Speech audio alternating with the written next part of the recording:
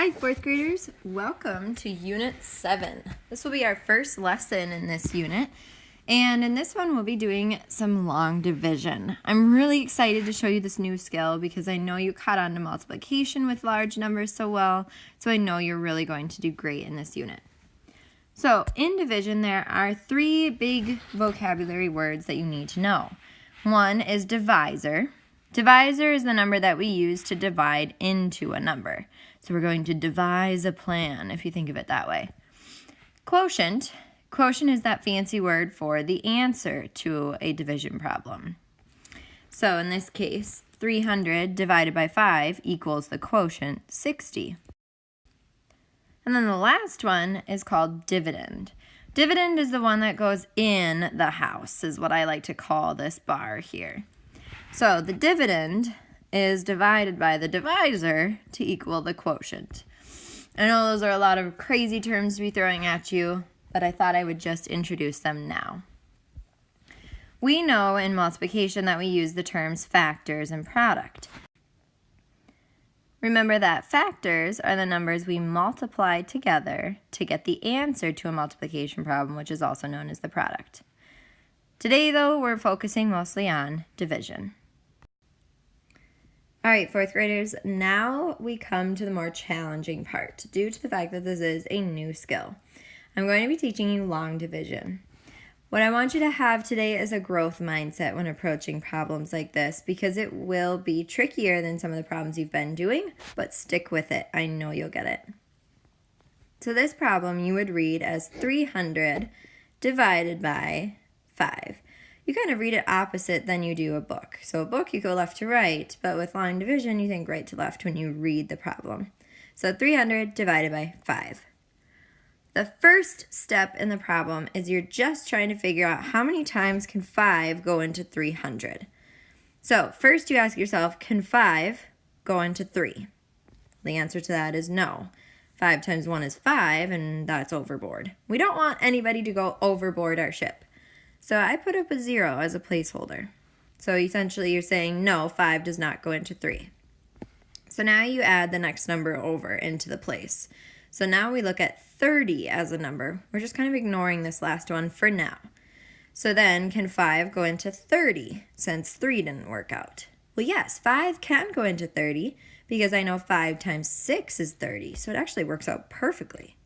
So I put the 6 up there, which this basically says 5 goes into 30 6 times.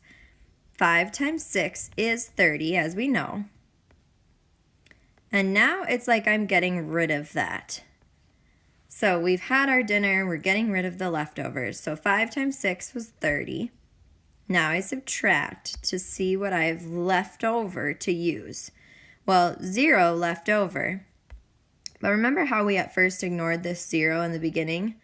Now we're going to bring that number down to work with. You always have to bring down numbers that are left to work with long division. So now we have a dilemma. We've brought down that 0 and now I have to address it. So you ask yourself, can 5 go into 0? Well, 5 times 0 gives me 0. So I put up a 0. And now there's no more numbers to bring down. So now I've finished my problem. So essentially you could do the last part, which would be 5 times 0, which is 0, subtract, and there'd be nothing left over and nothing to bring down. So you are left with your final answer. Double check, you would think to yourself, well, 5 times 60, let's just make sure that that indeed is 300. Well, let's use our magic zeros trick. 5 times 6 is 30. Plus 1 magic 0, 300. Nailed it. Well, now let's see what happens when we have a number like 330 divided by 5. So we'll start the process over again. We first ask ourselves, does 5 go into 3? No, 0 times. Okay, bring the other number into the mix. Does 5 go into 33? Well, yes, the closest it gets is 5 times 6 because that's 30. 5 times 7 is 35, and that's overboard. Nobody overboard the ship. So 5 times 6 is 30. We subtract to see if we have any leftovers. 3 minus 0 is 3. 3 minus 3 is 0. Okay, so we have 3 left over. Now we need to bring down any numbers that are hanging out at the end. That 0 was hanging out, so I bring it down, and now this gives me the number 30. So I ask myself now, working down below, can 5 go into 30? And the answer is yes, it goes in perfectly 6 times. 5 times 6 is 30. We're basically making sure we get to the point where there's no leftovers and no more numbers to bring down. So we end up with our answer, 66. Now I'm going to be teaching you a concept where we encounter what are called remainders, or when we do have leftovers after dinner and there's no more numbers to bring down. Now that's okay, I always liked leftovers. So we call this leftover quantity or number in a division problem the remainder, or what remains when we're done. We write an R before a remainder. So we're going to look at an example word problem where we're going to have a remainder or something left over. This reads, the school store sells pencils in 5-packs. The students who run the store have a box of 332 single pencils. They need to know how many 5-packs can be made from the box of single pencils. Okay, so how many 5-packs from this box of 332? That's a division problem. They're trying to figure out how many equal groups. So we'll set it up. 332 divided by 5. Okay, so let's get started with the math. First, does 5 go into 3? Nope, 0 times. So add in the next place. Can 5 go into 33? Yes, without going over, it can go in 6 times. 5 times 6 is 30. Now we subtract. It's like we're eating that dinner that we just created. 3 minus 0, 3. 3 minus 3, 0. Now, I see that we have some number we need to bring down, a number, goodness gracious. And that 2 was hanging out all by his lonesome, so we bring that down. So now I have 32 to work with. Well, the closest I can get, again, is taking 5 times 6. And 5 times 6 is 30. Now, here's where we run into a dilemma, which can actually be written into our solution, so it's all good. So I subtract, just like I've been doing. 32 minus 30, I know, is 2. Are there any more numbers to bring down? No. So you'll see here, all of a sudden, we have this 2 just hanging out all by their lonesome. The way we write this is that is our remainder. So now I write 66, remainder, capital R stands for the word remainder, 2. So our quotient would literally be written 66, remainder 2. On this slide, it's going to look very overwhelming when you're first looking at it, but you'll notice that remainders are a pretty common thing in long division. Now, when you look at these remainders, you'll notice a pattern forming. So first, the problem was 30 divided by 5, which is a math fact. 5 goes into it perfectly 6 times. Then you'll notice that, well, when you take 31 divided by 5, it goes in 6 times, which is 30, with a remainder or leftovers of 1. Same thing, 32 goes in 6 times, but with a remainder of 2 left over, because 32 minus 30 would be 2. So on and so forth. You're noticing these patterns as we go through. The numbers that work out perfectly, and then the remainders start to pop up. So I'm going to show you how that works down below with one of the lines. So you know that 30 divided by 5 is 6. Now, 31 divided by 5, how did they get there? Well, 5 does not go into 3. 5 goes into 31 6 times. 5 times 6 is 30. When you subtract, there's no more numbers to bring down, and you're left over with 1. So that's how they got 6, remainder 1. Now, 32 divided by 5, again, 5 times 6 is 30, with 2 left over, no more numbers to bring down, so that's how they're getting a 6, remainder 2. So you're seeing this pattern form. So then you know this one's going to be, 5 times 6 is 30, with, 3 left over. And again, 5 times 6 is 30 with this time 4 left over. But then you'll notice 35 divided by 5. Now that's not going to be 6 with a remainder of 5, is it? Now we couldn't have a remainder of 5 because 5 goes into 5. That won't work out.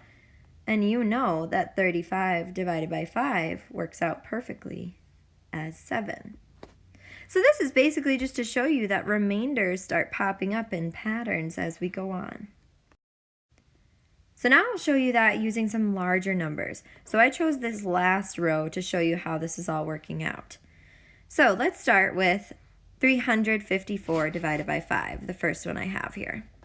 So 5 cannot go into 3, so I'm going to put my 0 placeholder ready to go.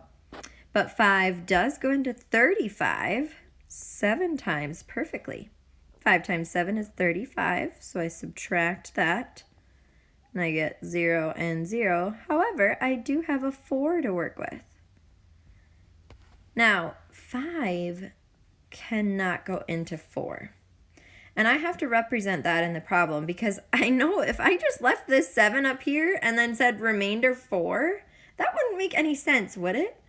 That would mean 5 times 7 is 35 with 4 left over, and that's nowhere near 354.